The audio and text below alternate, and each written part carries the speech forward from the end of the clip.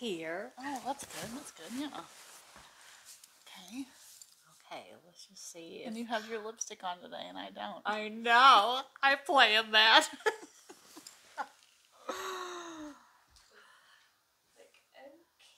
That's why I planned it.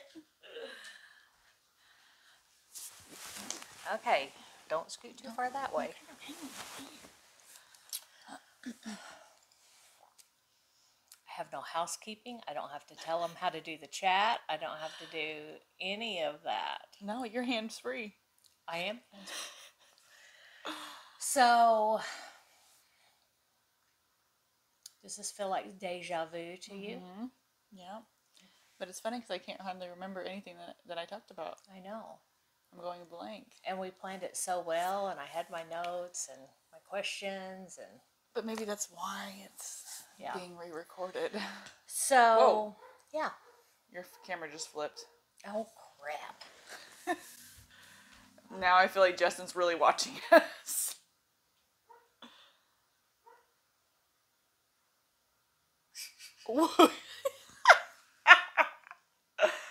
Oh, it's going crazy.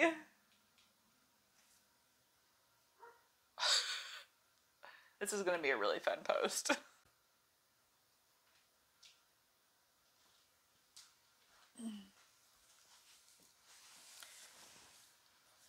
So we'll start by saying, I'm Tammy Head, and this is Ali Holman, and we did a webinar on this past week on Tuesday for the exercise portion of Reset Your Routine. Yes. And by some unknown glitch, the recording is nowhere to be found. Nowhere. So we're doing this again. Without notes, without a plan, without people to interact with. So it's going to be real and raw. Real and raw. And on Tuesday, we both had cute little dresses on, and we had a great backdrop. Yep. And Allie was headed to work, so she had her inch-long eyelashes on. And I somehow convinced her to do a sweaty post.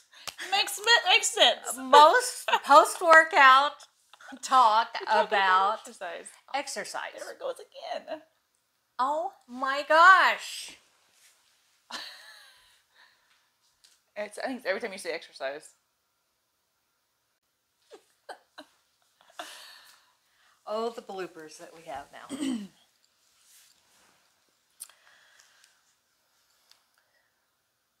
So since this is deja vu and we have no plan, let's just start by saying, tell us how you got into exercise.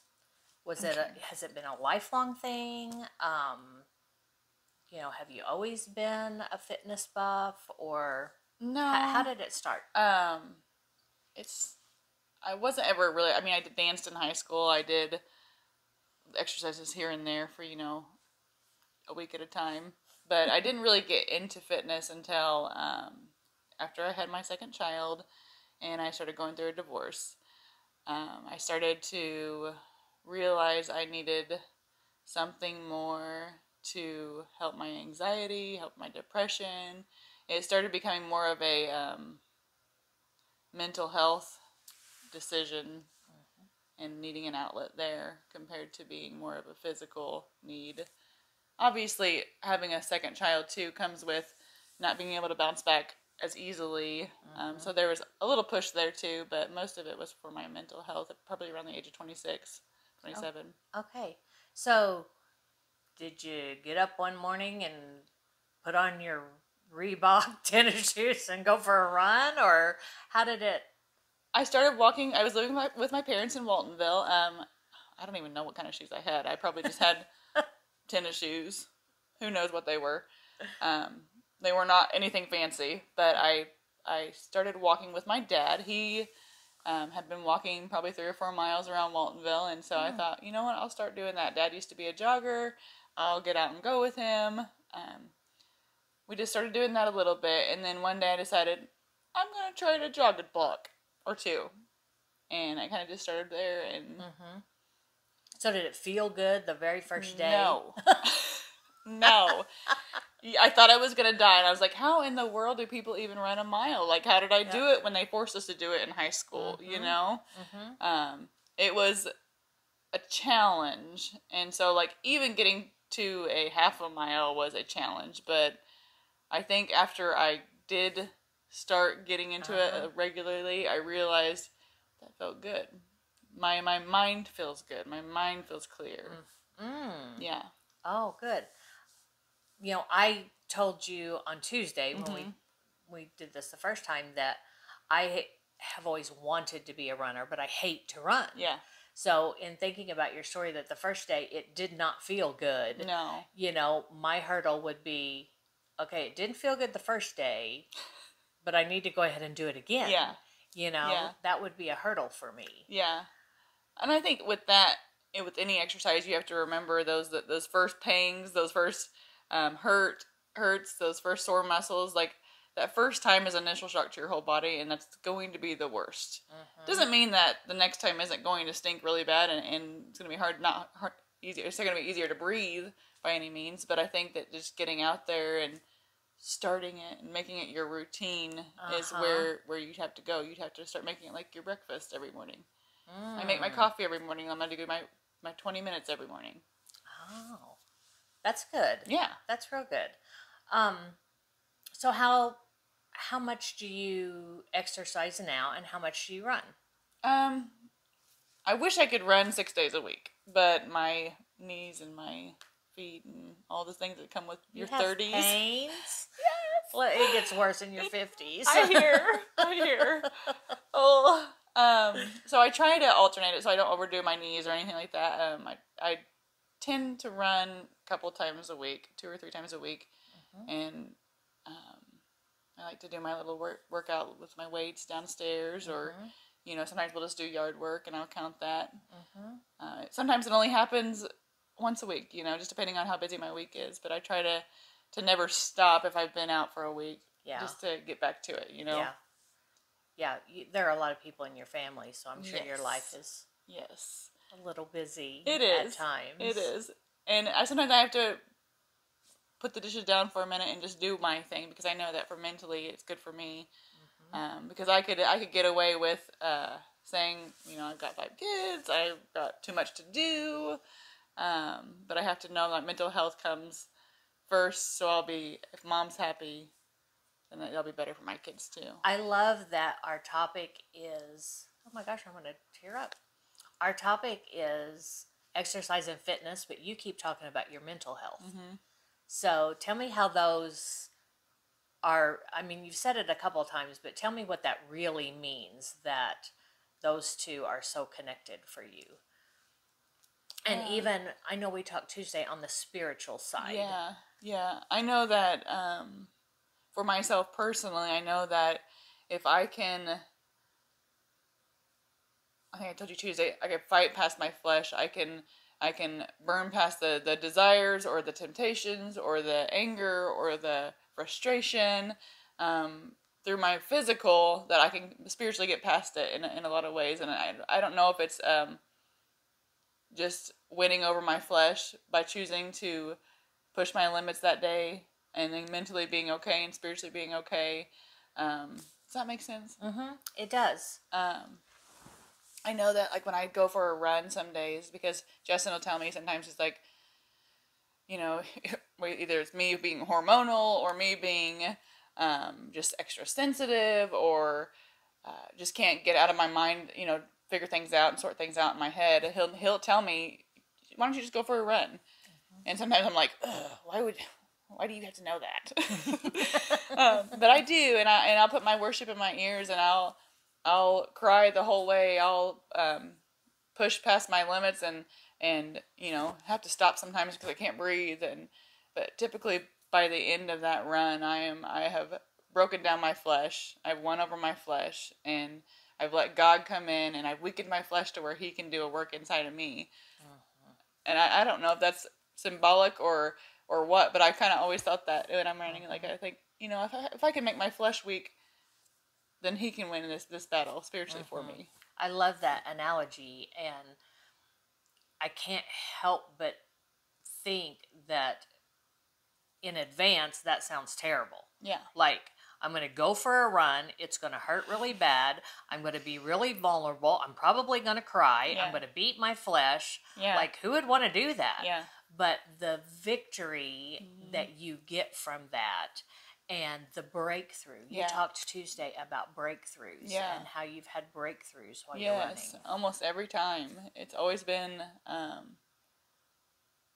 whether it's just a check in my spirit or you see a bigger thing later on, you know, like, oh God, you did something in me those few weeks of me doing that. Or you hear from him, you know. And sometimes I even see the breakthrough in my family because I've been warring in my prayers for them as I'm running, you know. Oh gosh, we're both gonna cry. This is awesome. It's amazing how God works. Yeah, and there's been a lot of times just as in, you know, for my husband or you know, fighting for him as I'm praying. So he's struggling, so I'm running and fighting for him. And I know that there's been times he's like, I'll call him later in the day. And he's like, I'm better, you know, and I'm like, okay, that worked. Wow. So, and it's not my power; it's God, you know. Right, and being vulnerable to God so that He can work. You know, this is not a verse that I shared on Tuesday, but it's one that just came to mind that I'm working toward for another thing we're doing at church. But the verse that in 2 Chronicles 7:14 that says, "If my people who are called by my name will humble themselves." And pray and seek my face. That's good. But it starts with the humbling yourself. And I think that's what you're talking about is being vulnerable before God and just letting Him do the work. And how amazing that is when that happens. So on Tuesday we had live people watching us and sharing questions. So I want to shift to some of the questions that I remember that they had. And the type of running shoes was one of them. Yes, I found the Brooks have been my best. I know there's a lot of good running shoes, Asics and other things like that, but I've been my birthday Brooks. Every birthday I let my husband splurge on those because they're a little pricier, but they help protect my high arches and my knees, and I think having good quality shoes is really a good thing to do, especially if you're going to be a runner. Right. And then you talk about putting your headphones on. What's on your playlist? What do you like to listen to? I obviously I like to listen to my husband. He's best, but that's all we're gonna go there. Yes. And then it just depends. Sometimes I put on 80s rock, but then like when I'm worn it out, I put on my worship music. I think I said my go-to songs right now were Rattle and Waymaker. But it just depends on my mood. You know, I'll put on Need to Breathe or the Avett Brothers or, like I said, 80s rock or whatever I'm in the mood for that day. And it keeps my pace going. It helps my breathing regulate. I don't focus so much on my body and my steps and, you know, everything else around me. If I have music in my ears, I just zone out. And so I go to the beat of the music, and sometimes I find myself going too fast and going, "Ooh, slow down." That's a fast song. Yes. Okay, good. I don't remember other questions. I don't either. Other than I want to shift because we know there's going to be a wide variety of people that watch this video. Sure. And when we've done our polls as to age brackets, you know, the majority of the people watching have been 40s and above. But there's some young ones too. So you're in your 30s and you're talking about your knees and stuff. Well, I'm in my 50s. Yes. And I've always wanted to be a runner, but not really enough to push past the pain of it. I don't like it, but I really would love to love it. Sure. So how could I, as someone who hasn't ran for years, I mean, I'm only running if something big's chasing me, you know, how could I get started and, you know, some tips for me to make it a habit and to really push myself to make fitness a part of my life, not only for my physical health, but for my mental health. What tips might you have? I would suggest, I'm definitely not a trainer by any means. I'm just a girl that started. I would say start small. Don't give yourself huge goals of running a marathon. Don't give yourself huge goals of even running a mile. Start with walking. Start with making something a routine. Start putting it into your daily routine and start small. Um, Start with running a block or jogging a block. You know, you don't have to run fast. Then walk. You know, give yourself a minute. Alternate stuff, and then I think as you get used to that and your body gets used to that, make sure you're stretching, make sure you're icing if you need to, and giving yourself breaks in between. But then push yourself a little bit. You know, as you get comfortable and as your muscles start growing and getting strengthened, and you'll be surprised probably what you can do. Because I think that God created our bodies to be strong and He's given us the ability to have it if we want it. But I think that's where it is. If we want it, we all have it, you know. Yeah. And not everybody is capable of doing exercise or running or doing all the same things. But I think that He has given us muscles, and people back in the day pushing stones to build walls and build their houses. I mean, they had to physically be strong, and I've always thought that, like, okay, He's given it to me, so why not? Yeah. You know, why not see what my body can do? Yes. That's good. And every fitness level is going to be different. You know, we did have some people on the webinar on Tuesday that have some physical challenges. Yeah. So, you know, there may be people that literally can't run. Yeah. But we can all do something, right? Yeah. And I've also said, like, exercise obviously is a physical thing, but exercise is also a mental thing. So those who aren't capable of doing physical exercise, start with exercise in your mind. Start with self-control. Start with discipline. You know, I think exercise it could be any form, because I think that if we're disciplining ourselves in our mind with, you know, doing something for a certain amount of time or focusing on something for a certain amount of time, making it a routine, I think that's where exercise is a whole, you know. Yes.